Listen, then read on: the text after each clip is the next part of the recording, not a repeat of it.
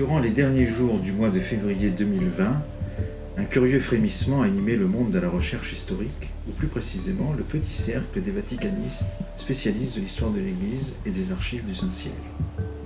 Le lundi 2 mars, le Vatican rendait en effet accessibles aux scientifiques les archives du pontificat de Pie XII, une ouverture à plusieurs égards historique.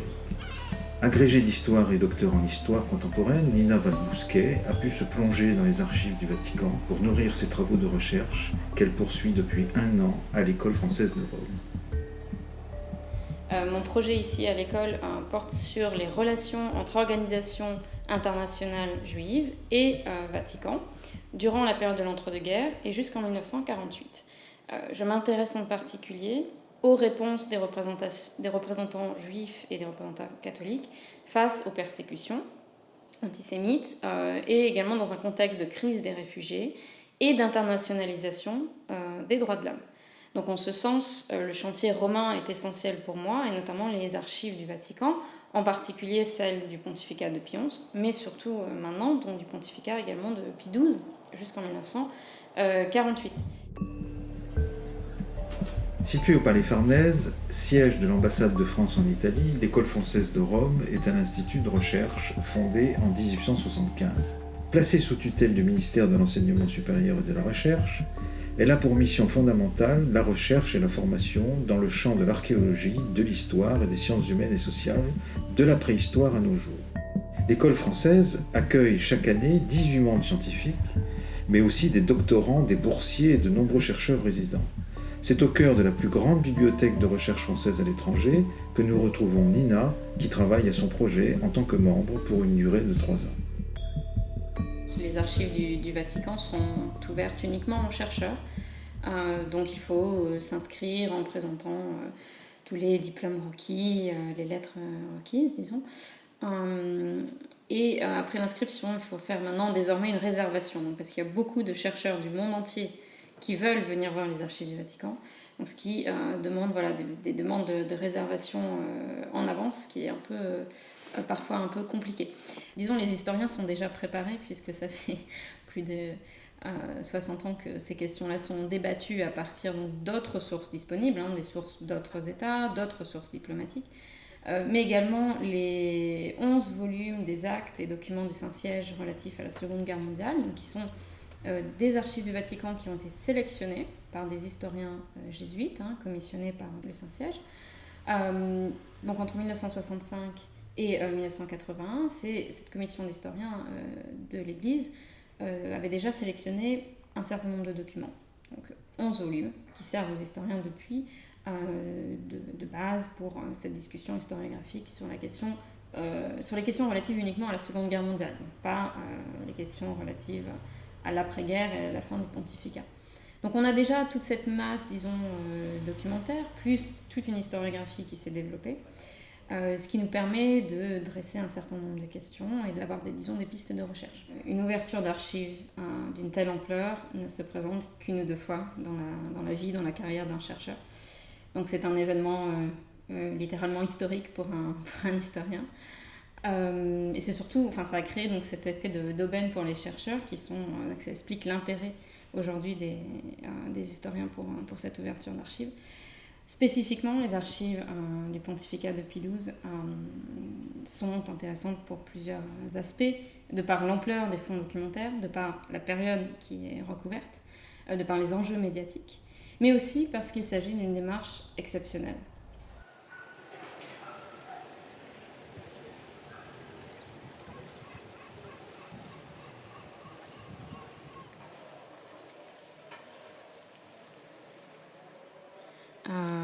On voit que la notion, par exemple, ici, un groupe de riches américains israélites est barré, donc le terme est jugé probablement peu opportun. Alors on a tout un travail de réécriture. Là, on voit, pour venir en aide aux réfugiés, est ajouté 2 races juives. Ce travail de réécriture est vraiment quelque chose qu'on peut découvrir maintenant de manière inédite dans les archives qui ouvrent, qui n'est pas présent dans ces volumes-là, qui sont les lettres définitives envoyées. Alors qu'ici, on voit mieux tous les débats internes au Vatican sur certaines questions justement très délicates. et on voit différentes mains qui retouchent les documents. Donc ça, c'est un travail très précieux qu'on va pouvoir découvrir avec ces nouvelles archives.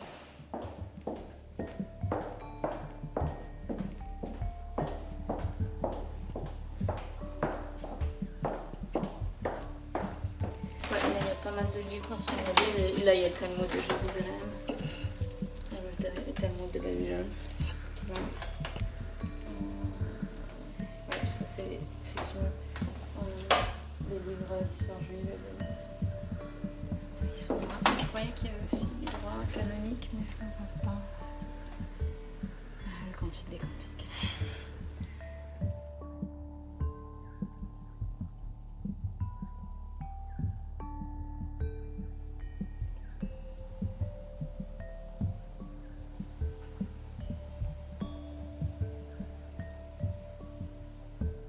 Les archives du Vatican ne procèdent pas comme les autres archives des États, c'est-à-dire qu'il n'y a pas de loi et de délai précis d'ouverture des archives. Chaque pape décide de manière souveraine d'ouvrir les archives d'un pontificat précédent, donc pontificat par pontificat. Donc c'est une démarche qui a été initiée par Léon XIII en 1881, et la dernière ouverture d'archives en date remonte à 2003-2006, initiée par Jean-Paul II, avec l'ouverture des archives de Pie XI. Donc déjà, on avait pu traiter des questions importantes, telles que celle du nazisme, des totalitarismes, du fascisme italien, de la question du communisme, bien sûr, et notamment les rapports avec les communautés juives, la persécution, les persécutions antisémites. Et déjà, Pacelli, donc le futur pape Pie XII, jouait un rôle durant cette période de l'entre-deux-guerres, puisqu'il est secrétaire d'État dès 1930. Il ministro degli esteri francese, accompagnato da numerose personalità politiche e cittadine, riceve al suo arrivo nella capitale Sua Eminenza il Cardinal Pacelli, legato di Sua Santità Pio XI a presenziare il congresso eucharistico di Lisieux. Donc déjà en 2003-2006, on avait eu un aperçu de ces questions, disons. Et les historiens attendaient avec impatience donc l'ouverture annoncée des archives. La période en elle-même du pontificat de Pie XII est exceptionnelle puisqu'elle couvre pratiquement 20 ans de pontificat. De 1939, donc on est vraiment à la veille de la Seconde Guerre mondiale, à 1958, donc un peu les prémices du concile de Vatican II. Donc en fait, c'est une grande période de changement, de bouleversement, à la fois politique, de relations internationales, mais aussi religieux. Donc c'est vraiment un pontificat, une période charnière. Et enfin, en ce qui concerne les fonds documentaires mis à disposition, on a une masse documentaire inouïe pour ce qui concerne les archives du Vatican. Donc on a un peu une explosion documentaire durant cette période-là. Et surtout, donc, il faut bien se rendre compte qu'on a différents centres d'archives au Vatican. On n'a pas seulement les archives principales, les archives apostoliques du Vatican, donc les archives ex-secrètes, elles étaient nommées archives secrètes du Vatican jusqu'à il y a 1 an. Ce centre principal d'archives correspond aux affaires ordinaires du Vatican, de la Curie, de la Secrétariat d'État, et elle regroupe également toutes les archives diplomatiques. On a à côté de ça les archives de la section pour les relations avec les États de la Secrétairerie d'État, donc qui sont plus spécifiques aux relations donc, avec les États et qui comprennent aussi beaucoup d'archives diplomatiques. Donc il faut souvent, compléter les archives apostoliques du Vatican par cette section-là d'archives. On a également les archives du Saint-Office, donc de la Congrégation pour la doctrine de la foi, qui sont très importantes et très attendues sur certaines questions de doctrine, et notamment pour expliquer le raidissement doctrinal après la Seconde Guerre mondiale, notamment vis-à-vis du contexte français. Et on a également les archives de la Congrégation pour les Églises orientales, donc qui seront importantes sur les questions relatives au Moyen-Orient. Et on a également les archives de la Propaganda Fide, qui sont importantes pour le contexte de décolonisation. Donc on voit en fait à partir de tous ces centres d'archives que c'est véritablement une histoire globale en fait, que l'on peut écrire à partir des archives du Vatican. Et ce ne sont pas seulement des archives qui portent sur des sujets religieux, mais véritablement sur des sujets d'histoire politique, d'histoire de relations internationales, mais aussi d'histoire culturelle, d'histoire sociale. Voilà, c'est vraiment des archives très très riches. Le lendemain, Nina nous donne rendez-vous dans l'ancien ghetto. Elle y effectue une partie de ses recherches à la Grande Synagogue, où se trouvent les archives de la communauté juive de Rome. Les nazis menèrent un raid dans ce quartier où plus d'1 millier de juifs furent capturés. Le ghetto de Rome a été le théâtre de la rafle du 16 octobre 1943, l'un des principaux sites de la rafle des juifs romains, durant l'occupation nazie à Rome.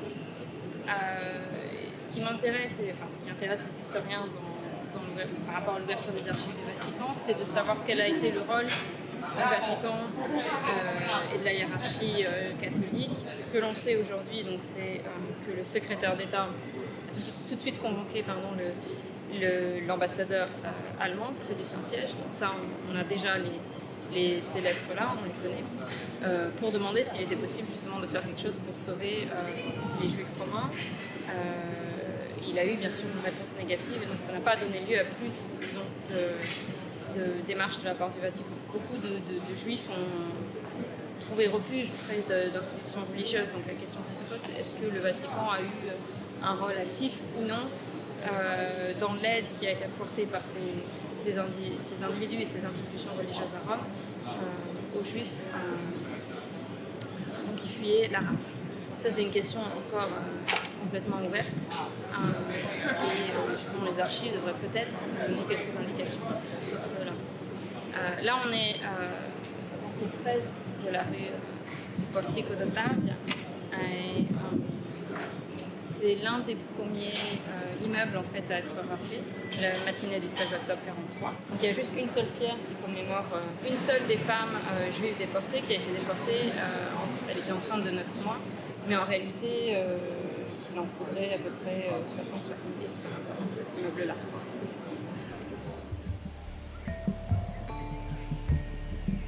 Entre la fin de la matinée et le début de l'après-midi du vendredi 6 mars, les alentours de la place Saint-Pierre commencent à se dépeupler.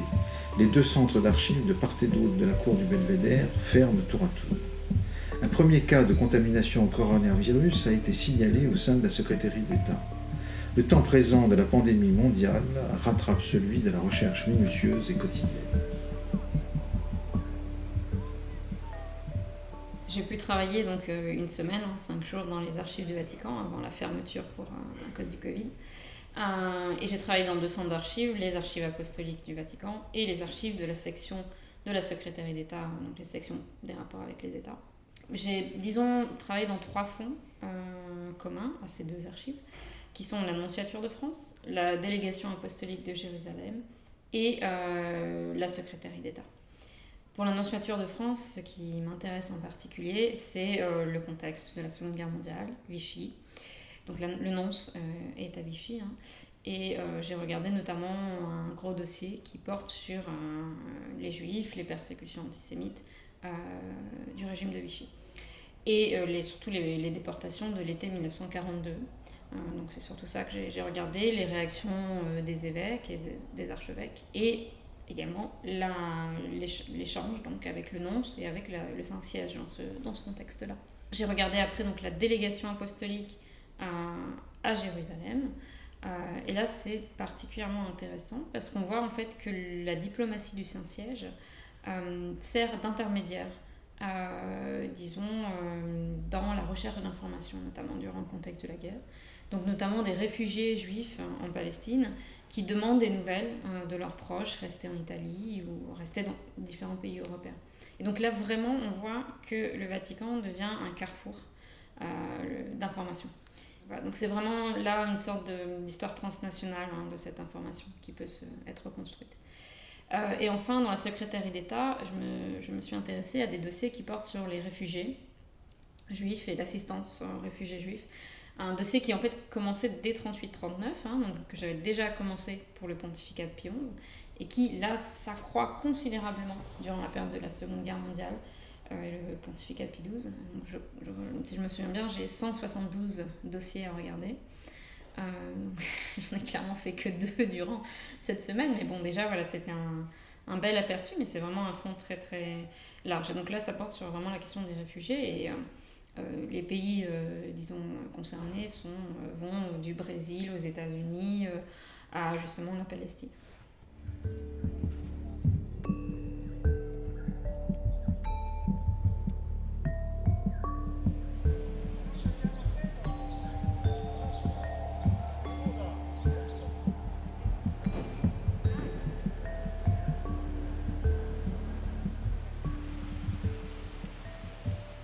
historien, inévitablement, ressent une forme de pression,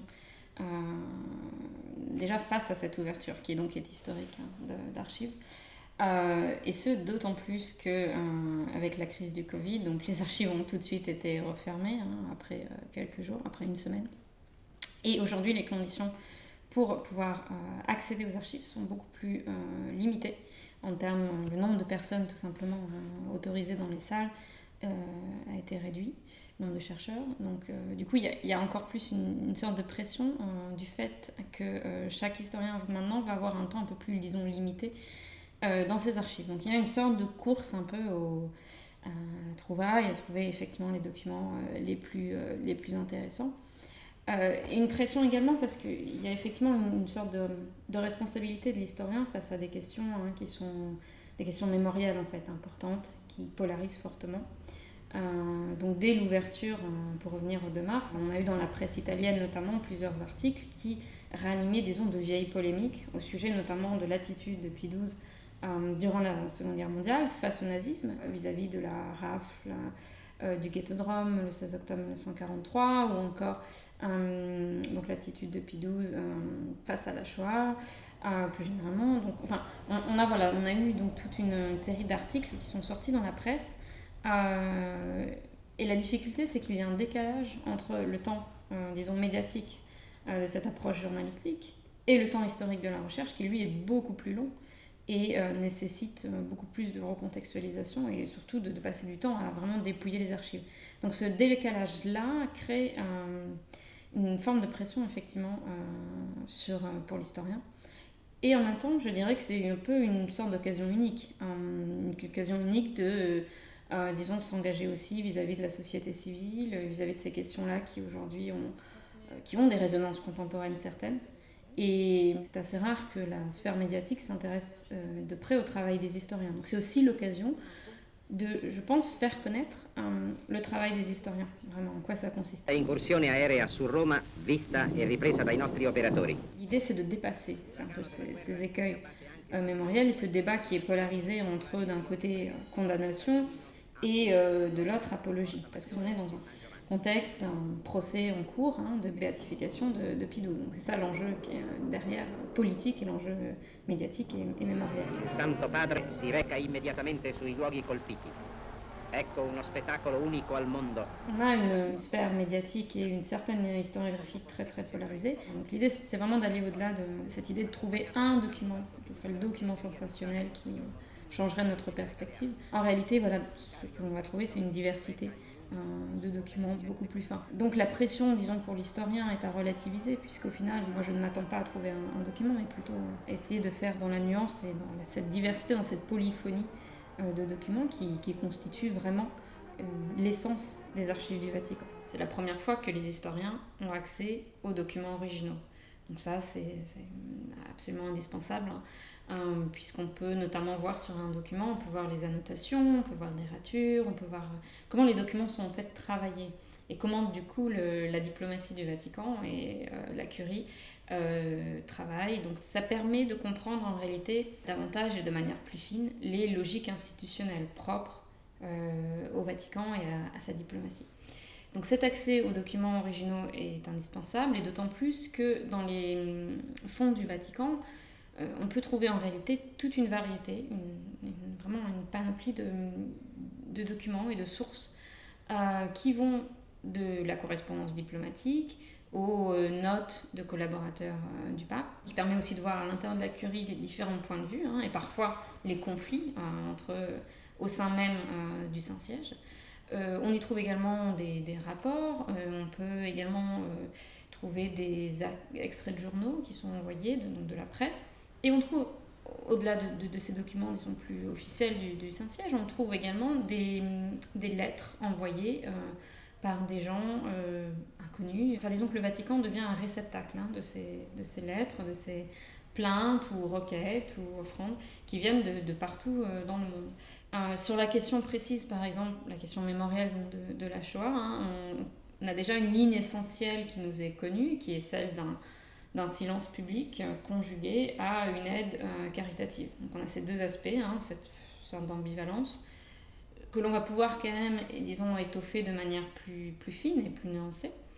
Mais il est certain que pour la période de la guerre, on aura quand même des surprises, puisque ce sont vraiment des fonds très très très vastes.